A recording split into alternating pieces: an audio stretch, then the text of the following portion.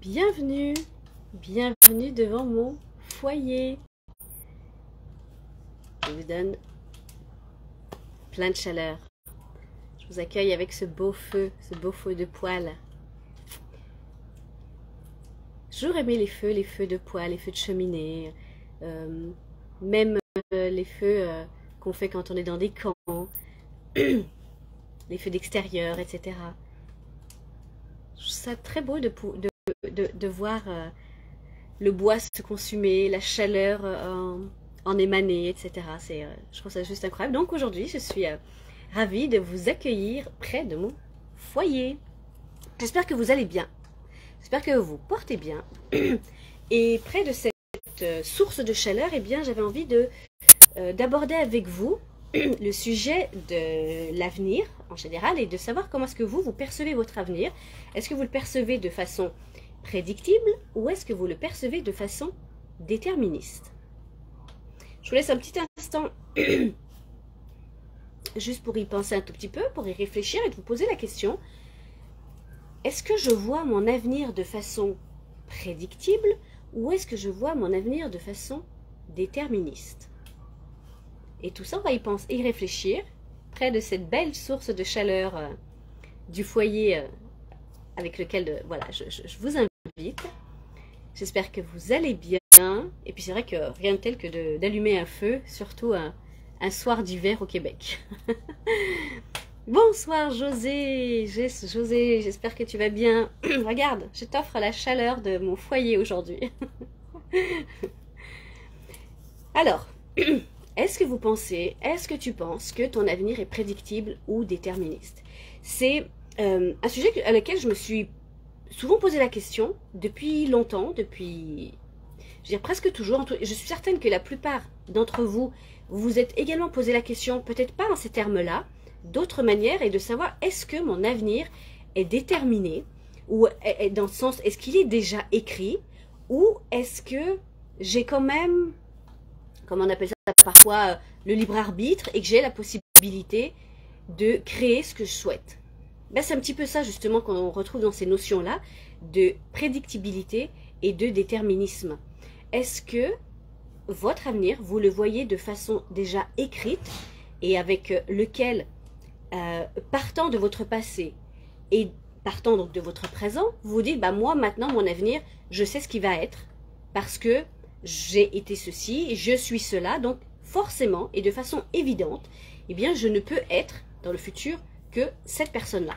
Donc là, de façon, j'allais dire, déterministe, déterminée. Voilà, c'est tracé, c'est comme ça. Ou alors, vous envisagez donc l'avenir d'une autre façon et de vous dire que, quel que soit ce qui est d'avance déterministe, eh bien, je peux quand même le modifier et je peux quand même le rendre prédictible avec les actions nouvelles que je vais pouvoir mettre en place. Parce que oui, c'est déterminé à partir du moment, à partir des éléments et à partir des actions que vous faites, que vous avez faites et que vous continuez à faire aujourd'hui. Donc on peut bien sûr déterminer assez facilement l'avenir d'une personne. Mais là où ça change tout, c'est lorsqu'on se dit, mais moi c'est pas ça que je veux. Je sais que, on va dire de façon prévisible, c'est cet avenir-là qui m'attend. Mais moi, c'est pas ça que je veux. Moi, je veux créer autre chose. Donc, je veux prévoir autre chose. Et donc, je veux écrire mon futur et le créer. Et là, il devient prévisible dans le sens que je vais mettre des actions spécifiques pour atteindre ce que je souhaite vivre et réaliser. Je veux donc le prévoir. C'est dans ce sens-là qu'on nomme justement donc un avenir prévisible parce que selon la direction que je vais prendre, selon les actions que je vais poser, eh bien oui, je peux envisager un avenir plutôt qu'un autre. Et nous avons donc la possibilité, oui, de choisir une voie ou l'autre voie. Donc vous, comment est-ce que vous percevez cette notion-là? En quoi est-ce que vous croyez? Est-ce que votre avenir est de toute façon déjà écrit et déjà inchangeable, immodifiable?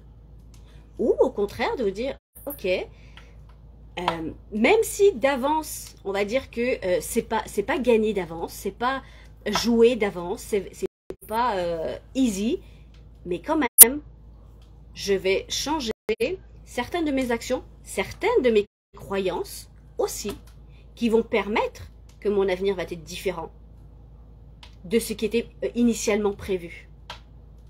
Vous voyez ce que je veux dire? Donc, moi, je vous invite vraiment avec ce sujet, cette thématique-là, à avoir cette réflexion, de dire, ok, comment est-ce qu'aujourd'hui qu'est-ce que vous pensez aujourd'hui de comment est votre avenir? Ok, est-ce que vous le pensez plutôt déterministe et donc défini et donc il n'y a rien à y faire, c'est comme ça et puis c'est tout? Ou plutôt de se dire, ok, moi je veux l'écrire mon futur. Ok, mais qu'est-ce que tu veux écrire? Tu veux écrire quoi pour réaliser quoi? Et donc, tu es prêt à faire quoi pour ça? Parce que bien évidemment, après, il va y avoir des actions à mener, des actions à mettre en place spécifiques pour sortir du déterminisme. Il ne suffit pas de le penser, il ne suffit pas de le vouloir. Même y croire, à un moment donné, voilà, c'est le passage à l'action qui va faire la différence.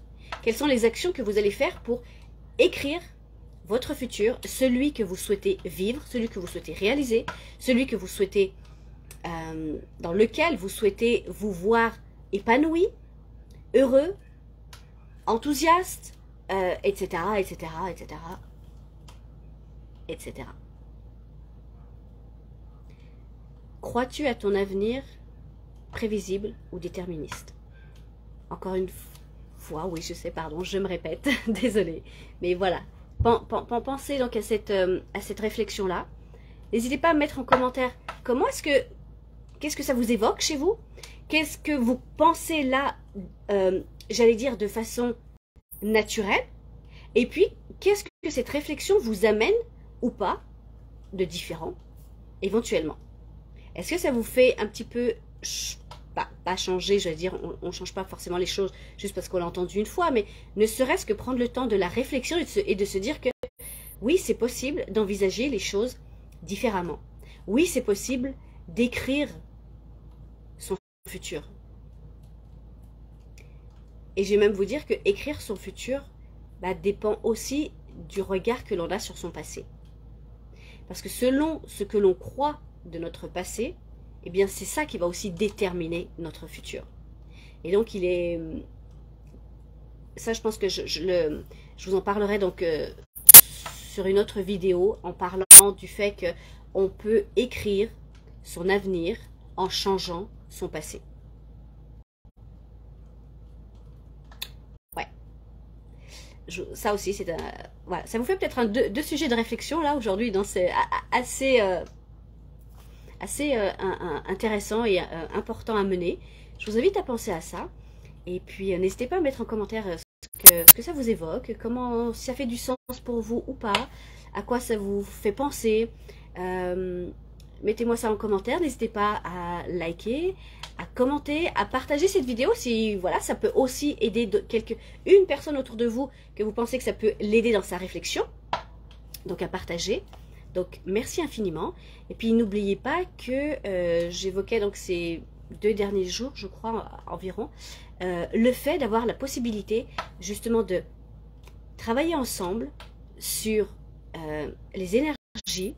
Je vous ai évoqué il y a, je crois, 2 vidéos, comment travailler sur son énergie masculine, et essentiellement quand on est dans un corps de femme, hein, quand on est une femme, comment travailler son énergie masculine, comment on va pouvoir réécrire son passé pour pouvoir écrire son futur et de pouvoir le faire dans un groupe de femmes, dans un groupe dans lequel on va pouvoir avancer ensemble, se questionner ensemble, cheminer ensemble et créer notre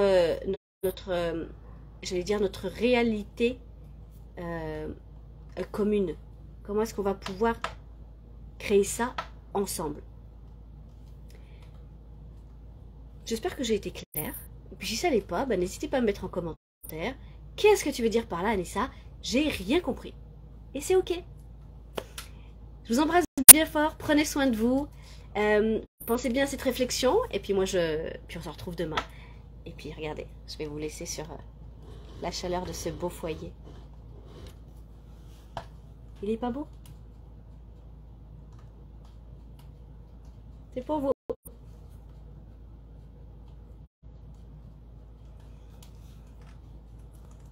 À demain.